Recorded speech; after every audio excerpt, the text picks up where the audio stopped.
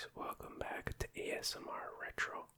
Today I'm going to do a fan commentary slash reaction slash watch along of the very first Transformers episode. This is the original animated show in the 80s, from the 80s. And this is actually a request from William Heng. Hey William, thanks very much for the request. He wanted something Transformers themed. And if you want to make a similar kind of ASMR request, if you want me to review a movie or play a game or whatever, you can head over to my Patreon. The link will be in the description. And if you join the Super Broski tier, you can make a similar request. So this is Season 1, Episode 1. It's called More Than Meets the Eye, Part 1. It's actually a 3-part episode, which is essentially the, I guess it's the pilot of the show, technically. It's written by George Arthur Bloom, and the original air date was September 17th, 1984. Now, the cool thing is I just found this out the other day. So last year, Hasbro uploaded all the episodes of the original show on YouTube, so you can watch it for free, and you can actually watch along with me. I'll put a link in the description, and I don't think there's any ads either, but I'm not 100% sure about that. But anyways, yeah, if you want to watch along, I'm going to do a countdown, and then when I say play, then I'll press play. Alright, here we go. 3, 2, 1, play. Okay, here we get the super iconic intro. Such an awesome intro. Very 80s and very awesome. Awesome animation, awesome theme song, awesome guitar licks. Lots of action. You get an idea for what the show's about. Just awesome. There you get Megatron turns to the gun and do all the blasting, and then we get the title, The Transformer, or just Transformers, I guess. Okay, so now we're in space, and we hear the narrator, which is such an awesome narrator voice, by the way, but we get introduced to Cybertron, and they describe the Autobots and the Decepticons, and how they're at war, and they're talking about how the Decepticons are out for total domination, so we know they're the bad guys. So we get some cool shots of Cybertron. And the Decepticons are draining I guess the Autobots do technically, but they're draining the planet of energy. So here we go. First we see Wheeljack. And he has these energy conductors, and we see Bumblebee too. So they gotta get these energy, whatever you call them, back, and now they have to take it back to Iacon. And there you see Wheeljack's Cybertronian form, which is different than what their forms will be on Earth.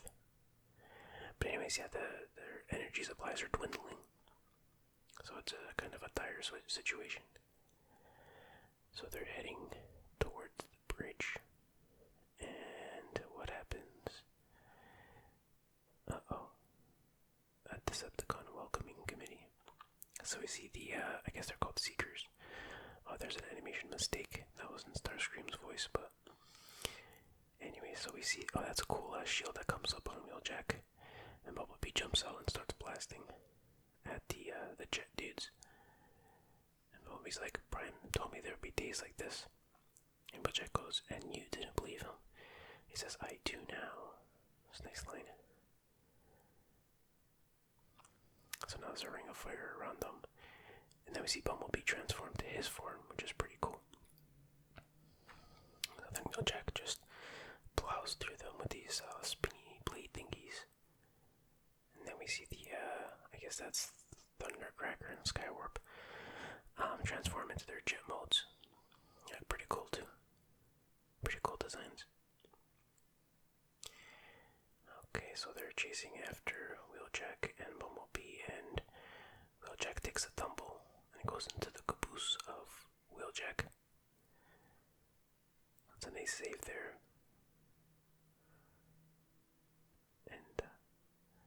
he's like, I think it's my rear axle, which kind of sounds like his rear bum. It's rear. I can't even say that word. But anyways, so now they go underground and the jets take off. So they're already establishing that the Decepticons are more air-based and the Autobots are more ground-based. So now they go to Iacon, which is the, I guess, Autobot stronghold or whatever you want to call it. And so now we're introduced to Soundwave and Laserbeak. And man, Laserbeak's Cybertronian mode is awesome. That's an awesome design. I want them to make a toy of that if they ever did. I don't know. So now Laserbeak is spying on the Autobots, and you see Soundwave transforms into like this statue thingy. So again, establishing the whole disguise element of the Transformers. So now Jack is going back to Optimus Prime, and we see Prowl and Trailbreaker. Oh, that's Jazz. Sorry, not Wheeljack. So now Prime's like, yo, we gotta find some energy or we're in trouble. So now they're going on a mission to find energy. And Laserbeak goes back to, and that's where he transforms into a cassette tape and goes into Soundwave, which makes no sense because why does it look like a Earth cassette? I don't know. So now we see Megatron.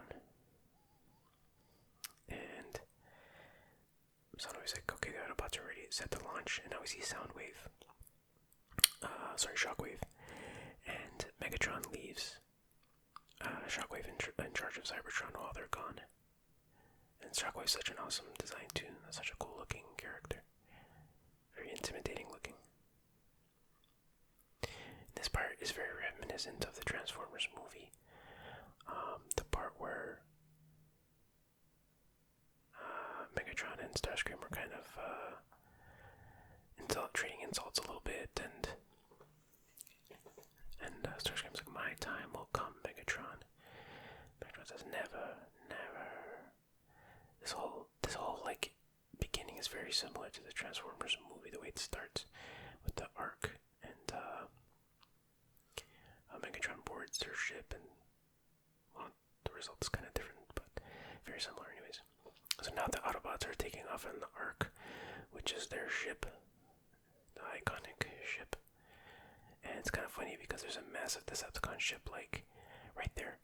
This is too weird that these ships would be docked, like, right beside each other.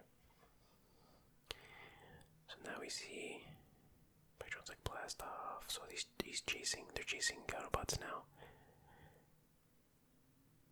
And now there's like two massive asteroids that collide right in front of them. What are the odds of that? So now there's a meteor shower. Poor Ironhide gets a leak in lubricant. So he falls and like gets an oil leak, I guess. So Megatron starts freaking out and he's like, oh, let's see what happens actually. Jazz just goes flying for no reason. And then Prime takes control and he's like, Ironhide, fire the laser gun or whatever. So they shoot a path through the meteor shower. And the Decepticons follow them. And now they notice that the Decepticons are following them. So Prime tries some evasive maneuvers. And it's not gonna work. And then Starscream's like, let's just blow them away. They've seen us. And Megatron's like, no, I want to see what they're after. So once again, if they just listen to, it seems to be a common pattern. If they just listen to Starscream there, they would have been better off, I guess. But so they fire some kind of. That's funny. So Prime's like, fire the laser, and Ironhead's like, nothing, power's used up. And it's not funny, but it's something I still say to this day when I let's say something wrong with my computer and it won't turn on. I'll be like, nothing, power's used up. Oh, that's kind of funny, but anyways, it's funny to me. So now that Decepticon's bored, and yeah, that's what I'm talking about. We got our first battle. There's like 50 Starscreams for some reason, but the Autobots and Decepticons are fighting. And it was brief, but it was cool. But that's what I loved about these. The first season, there were so many battles like that, and so many one-on-one battles between Prime and Megatron. I just love that stuff. But anyways, so the Autobot ship crashes into a volcano, and we go to the commercial, but there's no commercial. And we get these iconic little animated scenes there. Anyways, back to the show. We see the mountain. Time passes, and then 4 million years later, and boom, the volcano erupts. And I guess that triggers the ship's computer. And oh, that's a cool shot. You see all the destroyed transformers. So cool. A lot of detail in there. And there's one guy right there. He passed very briefly. Kind of looked like one of the Combaticons. What's his name? Swindle, I think. But obviously it wasn't. So our probe goes out and to explore the planet, and it finds a bunch of mechanical objects, whatever you want to call it, and it scans them, and it uses that to repair, I guess, I always forget this guy's name. I don't know, that's Skywarp or Thundercracker or whatever his name is. So then he revives Megatron as well, and then they use the probe, I guess, to revive the other Decepticons, and then they take off. And let's see what happens now. So Megatron realizes that a lot of time has passed, and they're on a planet far from Cybertron, which didn't really seem that far to me, but. And so basically, the mission is still on, basically. So he wants to drain the Earth of its resources and return home and conquer Cybertron. Oh, the universe, sorry. Wow, he has big plans. So Starscream blasts, he blasts the cliffside or whatever, and it's so stupid. They should have, destroyed the probe. You think they would have destroyed the ship's probe so they wouldn't revive the Autobots, but anyways, Starscream blasts the cliffside, which causes vibrations or whatever, and it triggers the probe again, and oh, this is cool too. So Prime gets restored, revived, and he transforms. He's like, thanks. I always thought that's another thing I still say to this day. Sometimes I'll be like, thanks. Just the way Prime said it too. It's just funny, as if like he just, woke up or something. Like it was like he was destroyed for 4 million years and he has all that energy. But anyways, so now what's going on here? Oh yeah, they want to build a base. Oh no, they want to start building a ship. And Starscream's like, what about materials? And Megatron's like, use your imagination. Oh yeah, then we get introduced to Rumble. Really cool looking. So Starscream, Rumble, and Soundwave take off to a nearby, I guess it's some kind of power station or something. So now we're back at the Ark with the Autobots. So he's like, this planet's full of rich with energy, so we gotta find the Decepticons. So he gets Hound, and Cliffjumper, I think, is gonna join in. Yeah, Cliffjumper was voiced by Casey Kasem. Yeah, he wants them to find the Decepticons, and Cliffjumper wants to kick some caboose, but Prime's like, yo, just find them. We'll deal with them later. So they transform and they head out to find the Decepticons. So now we see Starscream and Soundwave and Rumble, and they land at this power station thingy. There's a cool moment too. It's like, someday I'll lead, and the Rumble's like, Megatron's merciless and powerful or whatever. And Starscream's like, I'll find a way. Everybody has a weakness. And he's like, not Megatron. I just like that whole thing. But anyways, Rumble uses his pile driver thingies to smash the ground, causing an earthquake. And I don't know how that's gonna help them, but that's what they did. And so we see Hound and Cliffjumper driving around, and they're obviously gonna spot the Decepticons off in the distance. And yeah, they're there and they're already well on their way to building this ship. So they're just observing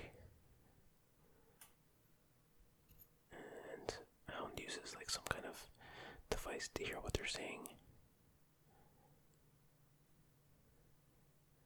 So Soundwave talks about concentrating energy into energon cubes and to store them on the cruiser. Megatron finds that absolutely hilarious. No, he's like the Autobots by letting us. Oh, that's funny. Like, Cliffjumper just pulls this massive bazooka out of nowhere. It's like, where did you get this thing? But somehow he misses. It's like a laser bazooka, sniper bazooka, I guess. I don't know. But he misses. And they're looking around. It's like, yo, where are they? We don't see where. It must be the Autobots. So then they send out Laserbeak to investigate. And there we see his earthly form. So Hound and Cliffjumper take off.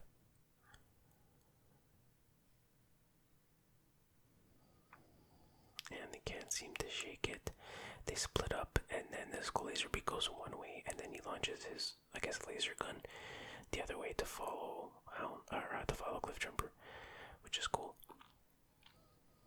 So then, let's see what happens here. There's a lot of blasty shooty, and then he shoots some kind of fart gas or something at the laser, and it blows up the laser gun. Then Hound gets shot by Laserbeak and falls off a cliff. And Hound's in trouble. Hound's down. And we get another commercial break. And that was Prime's little thingy. Now we see Laserbeak's animation. And there we go. So now we see Hound. He's down in the cliff. And what's his name? Ratchet and Cliffjumper are there, and they're helping him. And there's the other guy is that grapple or hoist, or no, let's see what they call him. So Hound can't transform, so they just hook him and pull him up the cliffside. And Cliffjumper's like, I'm sorry, I shouldn't have fired on Megatron. And Hound's like, you shouldn't have missed, you mean? And he's like, oh yeah, that's right. That goes with oh, they called him Hauler. That's what they called the guy.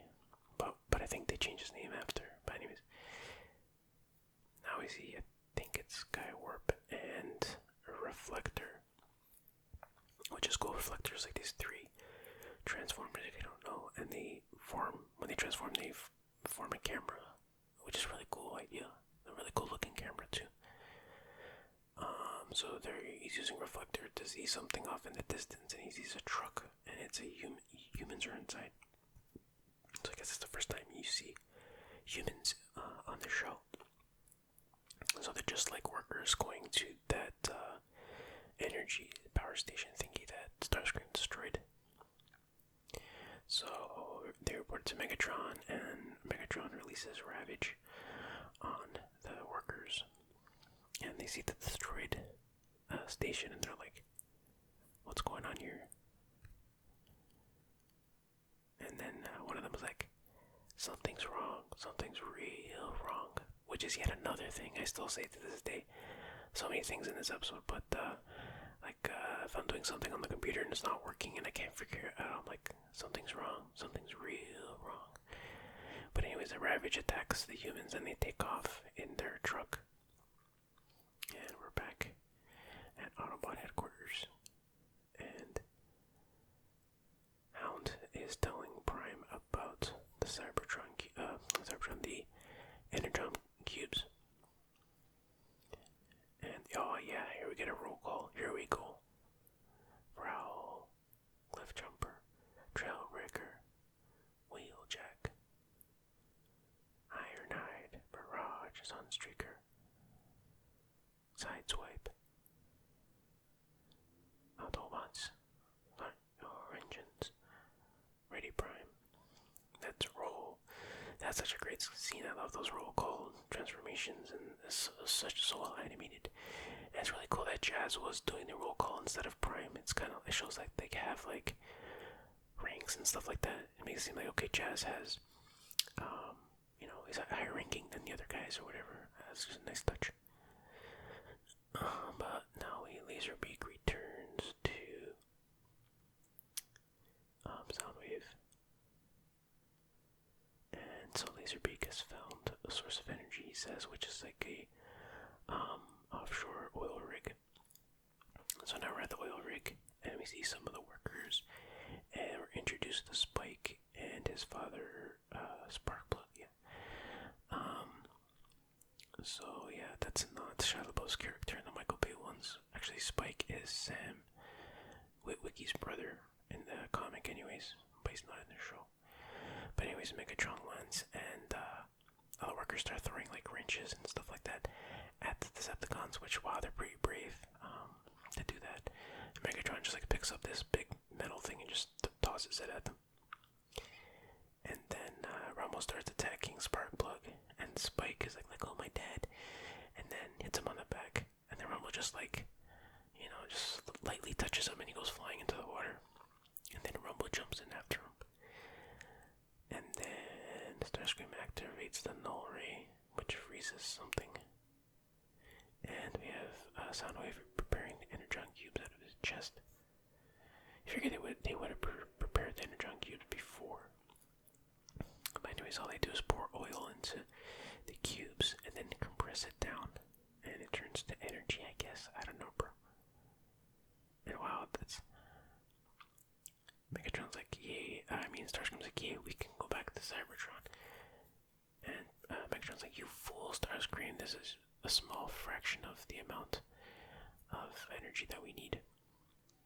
So now the Autobots arrive, and Starscream's like, yo, snap, it's the Autobots. And then, yeah, we get the first Megatron transformation into his gun, and Starscream catches him and tries to blast the Autobots, which is weird. In the first few episodes, or first season, the Autobots could fly too, but they kinda... And here we go, nice battle breaking out, and we see Prime and Megatron fighting, we see Wheeljack and Rumble blasting it out. So these scenes are just great, I love this.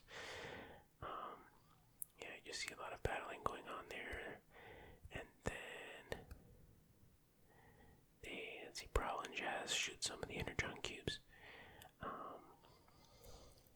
And then Laserbeak is lightly tapping Optimus Prime's head, which gives Megatron a chance to escape. And then this is cool. Boom. Oh, the sound of Megatron's cannon is just incredible. Sounds so cool. But anyways, he shoots the oil rig and the Autobots fall in the water, and it's like, wait a minute. Couldn't the Autobots fly in this episode? Now, why aren't they flying? So then Megatron blasts the oil containers and causes a fire. And then they hear Spike and Sparkplug in the water. They're trapped under this metal thing. And Prime is trying to lift this the metal thing off of them, but it's too heavy. And he tells them to grab onto them and to keep their heads above water. And we go to commercial, and we see Jazz transform. And then after commercial break, oh, okay, now that's it. So now they're just summarizing, or not summarizing, but I guess there's a preview of the next episode. So that's another classic episode. So yeah, that was a great first episode of Transformers. Very well done. And now we have the ending credits, which is also iconic. But yeah, very well done first episode. I don't know, I'd give it 4.5 maybe out of 5. It's not an easy episode to do because you have to introduce all these characters and still make them memorable and interesting. And I think they succeeded in that. It's entertaining, fun script, cool battles, very good animation, excellent animation, I would say. And it was a very cutting edge show because back then a lot of shows would be very dumbed down for younger viewers. But this back then standards wasn't that dumbed down, right? So it was pretty advanced concept for kids, but anyways, I think they knocked it out of the park. And yeah, so that does it for that. Oh, and the music, of course, is iconic, and the transforming and the sound effects is just so cool. But anyways, yeah, I highly recommend watching this episode. I recommend watching every episode, but you should check this out if you're curious about Transformers. And yeah, that about does it. Thanks again to William Hang for the request, and thank you said, I will see you guys next time.